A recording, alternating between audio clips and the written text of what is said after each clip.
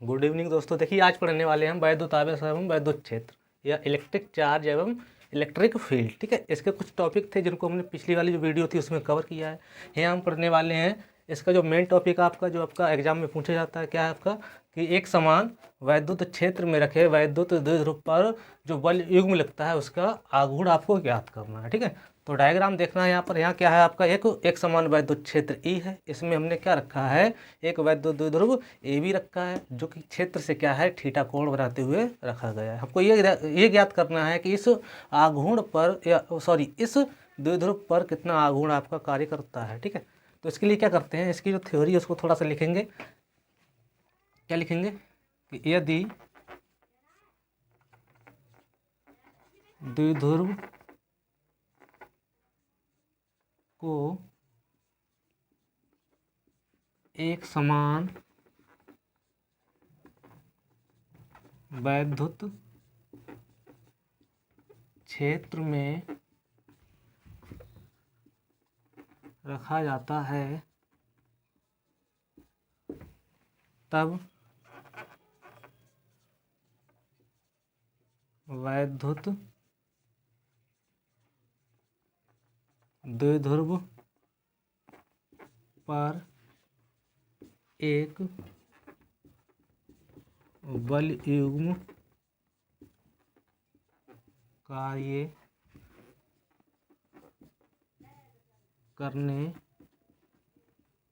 लगता है। ठीक है, मतलब इन्होंने बोला है कि यदि हम क्या करें किसी वैद्युत द्विध्रुव को क्या रखें वैद्युत क्षेत्र में रखें तो उस पर क्या करने एक बल युग्म कार्य करने लगता है। ठीक है, आगे क्या लिखा है, जो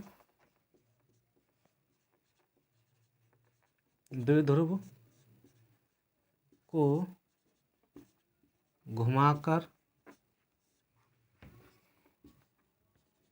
वैद्युत क्षेत्र की दिशा में लाने का प्रयास करता है। ठीक है, और इस बल युग्म क्या बोलते हैं हम, तो इस बल युग्म को बोलते हैं हम जिसे प्रत्यानयन बल युग्म कहा जाता है। देखिए आगे क्या करना है, अब इसका सूत्र प्राप्त करने के लिए यहाँ पर हम लिखेंगे इसकी थ्योरी क्या है कि हमने क्या किया कि एक आपका जो द्विध्रुव है जो आपका प्लस क्यू और माइनस क्यू आवेशों से मिलकर बना है जिसके बीच की दूरी कितनी है आपकी 2L है, उसको क्या किया है हमने इस डायग्राम में दिखाई दे रहा है साफ साफ आपको कि हमने इसको क्या कर दिया है जो इलेक्ट्रिक फील्ड था उससे हमने क्या किया है थीटा कोण पर रख दिया है बनाते हुए। ठीक है, तो लिखेंगे माना एक वैद्युत द्विध्रुव ए बी जो प्लस क्यू तथा माइनस क्यू आवेशों से मिलकर बना है, जिनके बीच की दूरी 2L है, को एक समान वैद्युत क्षेत्र ई में या ई वेक्टर में थीटा कोण पर रखा गया है।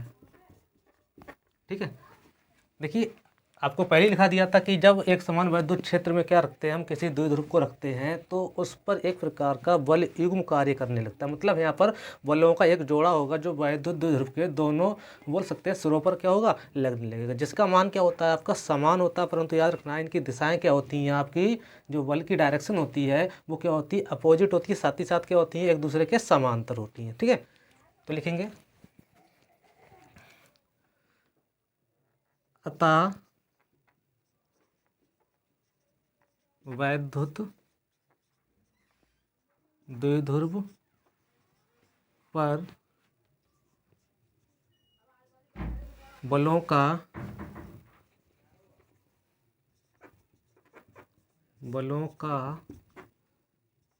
एक युग्म लगने लगता है। लिखेंगे इन बलों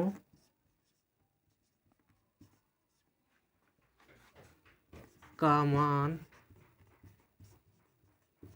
समान व इन बलों का मान समान व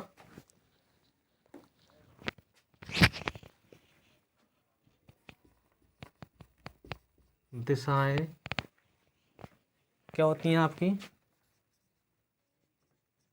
विपरीत व समांतर होती हैं। ठीक है, तो इन पर जो लगने वाला फोर्स होगा, आपको पता है कि जब किसी भी चार्ज को क्या करते हैं हम वैद्युत क्षेत्र में रखते हैं तो उस पर एक फोर्स लगता है। वो फोर्स क्या होता है, वो फोर्स आपका होता है, यहाँ याद रखना है कि F इक्वल होता है आपका, F इक्वल होता है QE। मतलब बोल सकते हैं कि आवेश गुणा जिस क्षेत्र में उसको रखा गया उस क्षेत्र का जो गुणनफल होता है, तो उस आवेश पर लगने वाले बल को क्या करता है, व्यक्त करता है। तो यहाँ पर जो बल लगता होगा, इसको मान लें हम कि यहाँ जो फोर्स लग रहा है F1 बराबर क्या होगा, QE होगा, क्योंकि आवेश कैसे समान है आपके, और बोल सकते हैं जो क्षेत्र भी है वो भी क्या एक समान है। तो दोनों जो फोर्स होंगे आपके F बराबर QE ही होंगे। ठीक है, परंतु दोनों की दिशा क्या है आपकी, पहले बता दिया, आपकी विपरीत है। ठीक, तो यहाँ लिखेंगे यह बल ही एक बल युग्म का निर्माण करते हैं जो द्विध्रुव को घुमाने का प्रयास करता है। ठीक है, देखिए अब क्या करना है आपको, इसका हमको क्या निकालना है, बल युग्म का, मतलब जो आपका ये पेयर लग रहा है बलों का, फोर्स का, उनका हमको क्या निकालना है, आघूर्ण निकालना है। क्या निकालना है, आघूर्ण। तो आपको पता है कि जो आघूर्ण होता है वो क्या होता है, तो यहाँ लिखेंगे बल युग्म का आघूर्ण बराबर क्या होता है, तो वो इसको टॉ से व्यक्त करते हैं। ठीक है, और टॉ बराबर क्या होता है आपका, एक बल इंटू दोनों बलों की क्रिया रेखाओं के बीच की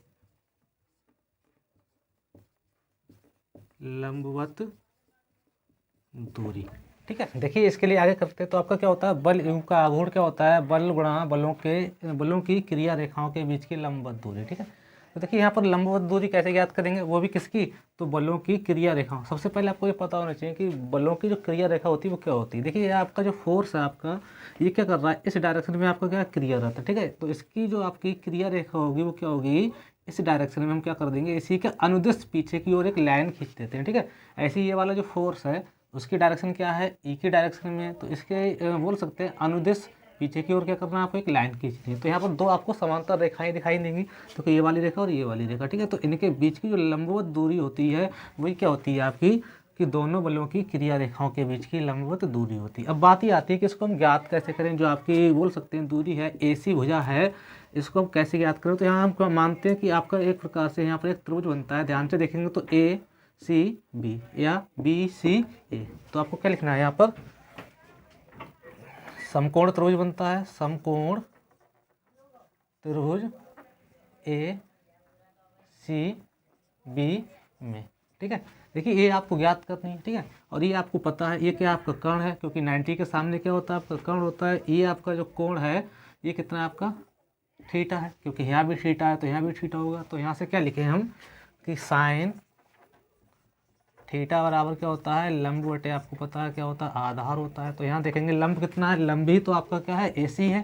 तो यहाँ लिखेंगे AC अपॉन आधार, सॉरी कर्ण कितना है आपका, यहाँ आधार नहीं होता, क्या होता है, कर्ण होता है। ठीक है, कर्ण कितना है आपका, AB है, तो AB।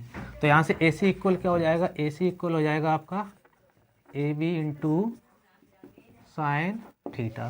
तो यहाँ से AC इक्वल क्या हो जाएगा, AB का मान देखना है, द्विध्रुव की जो आपकी कुल टोटल लंबाई थी वो कितनी थी आपकी 2L। तो इसके स्थान पर क्या रख देना है 2L और इंटू साइन थीटा। तो यहाँ से देखना आपको क्या हो जाएगा, अब यहाँ पर क्या रख देना है आपको, मान रख देना है। देखिए बल युग्म का जो आघूर्ण होता है उसको किससे व्यक्त करते हैं, तो उसको टॉ से क्या करते हैं, रिप्रेजेंट करते हैं। बल आपका क्या है, F है, इनटू बलों के बीच की जो क्रिया रेखा है उनके बीच की जो लंबवत दूरी है वो कितनी है आपकी, तो 2L साइन थीटा है। ठीक है, इसको सही से लिखेंगे तो क्या हो जाएगा आपका, देखो टॉ बराबर, अब बल का मान कितना, तो पहले बता दिया था कि किसी आवेश को हम किसी वैद्युत क्षेत्र में रखते हैं तो उस पर आपका जो कार्य करने वाला फोर्स होता है वो क्या होता है, F बराबर QE। तो इसके स्थान पे क्या रख दें हम, QE और इंटू क्या हो जाएगा 2L साइन थीटा हो जाएगा। ठीक है,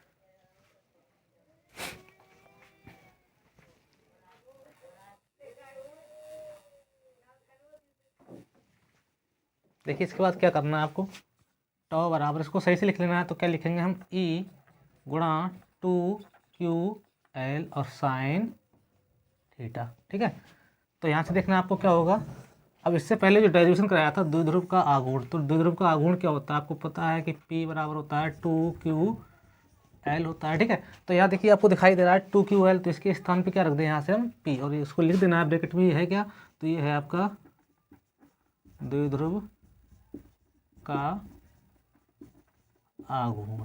ठीक है, तो यहाँ से जो समीकरण आपकी इक्वेशन वो क्या हो जाएगी, टॉ इक्वल हो जाएगा आपका, यहाँ से हो जाएगा आपका PE साइन थीटा।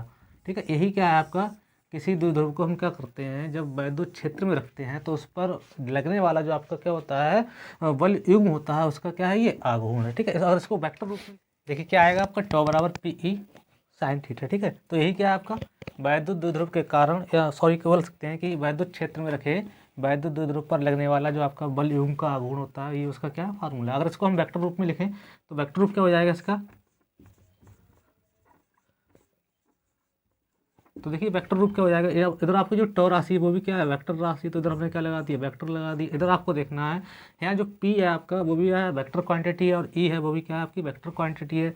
और दो वेक्टर क्वांटिटी की अगर हम क्या करें, प्रोडक्ट निकालें, अगर उसका क्या आता है, प्रोडक्ट आपका वेक्टर क्वांटिटी आती है, तो वहाँ पर क्या होता है आपका, आपने पढ़ा होगा, बोल सकते हैं कक्षा 11 में या 11th क्लास में आपने पढ़ा होगा कि A क्रॉस V बराबर क्या होता है आपका, AB साइन थीटा, या इसको बोल सकते हैं दो सदिशों का सदिश गुणन, क्योंकि जो इधर आपका बोल सकते हैं राशि आती है वो भी क्या होती है, एक प्रकार से आपकी वेक्टर राशि होती है। तो यहाँ पर आपको यही रूल लगाना है कि A डॉट B, या बोल सकते हैं A गुणा B साइन थीटा, ये किसके इक्वल होता है आपका, A क्रॉस B के। ठीक उसी प्रकार से P और E साइन थीटा ये किसके बराबर हो जाएगा आपका, तो यहाँ आपका हो जाएगा, ये लिख देना है यहाँ पर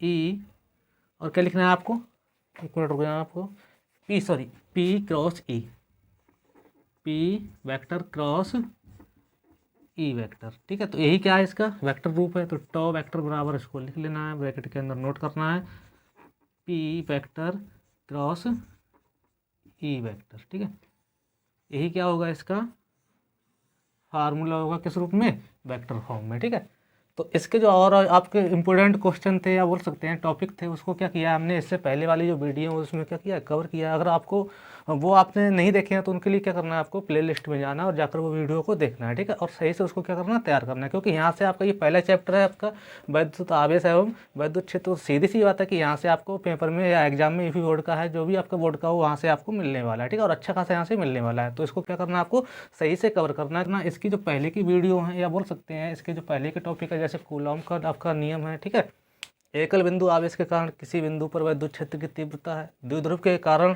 बोल सकते हैं अक्षीय और निरक्षीय स्थिति में वैद्युत क्षेत्र की तीव्रताएं हैं, और बोल सकते हैं कि द्विध्रुव का जो आघूर्ण है उन सब का हमने विस्तार से क्या किया है, जो इसके पीछे वाली वीडियो में प्लेलिस्ट में जाकर देखेंगे तो